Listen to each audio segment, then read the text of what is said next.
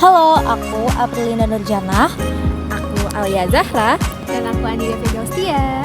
Kita dari kelompok 7 mata kuliah Jurnalistik dan Media Massa. Guys, kalian pernah dengar gak sih soal AI yang menulis berita? Bahkan sekarang di Tiongkok ada robot jurnalis yang menulis berita dan dapat hak cipta loh.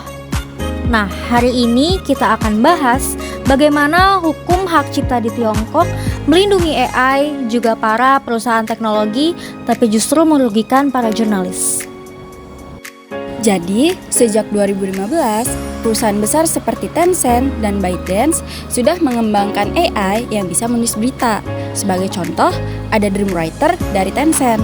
Bahkan di tahun 2019, Pengadilan Negeri Tiongkok sudah memberikan hak cipta untuk artikel yang dibuat oleh AI ini.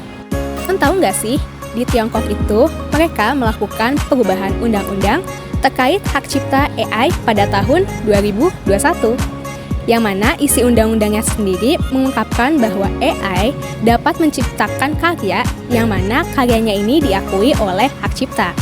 Tapi hak ciptanya itu diberikannya kepada perusahaannya ya teman-teman, bukan kepada AI ataupun kepada jurnalisnya.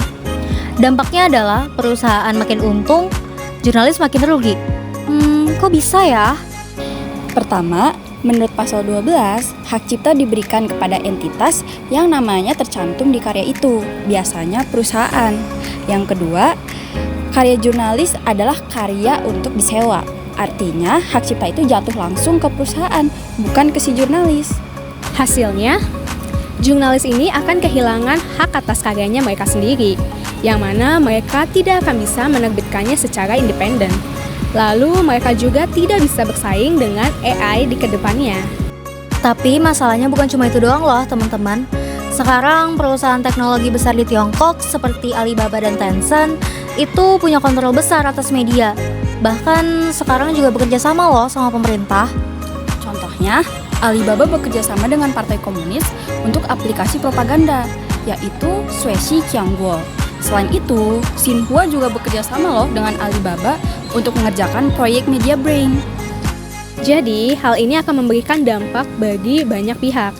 Yang pertama, media swasta akan semakin terpinggirkan.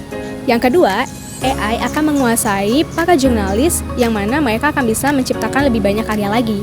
Dan yang ketiga, pemerintah akan memiliki kewenangan dan kontrol lebih besar atas berita yang disebarkan kepada media.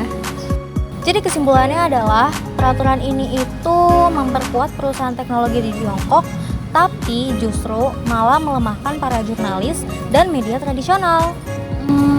Apakah berarti masa depan jurnalisme akan didominasi oleh AI? Bagaimana kalau aturan seperti ini menyebar ke negara lain? Tulis pendapat kalian di kolom komentar ya teman-teman. Apakah AI itu pantas untuk mendapatkan hak cipta atau justru itu malah jadi ancaman buat para jurnalis? Bye-bye!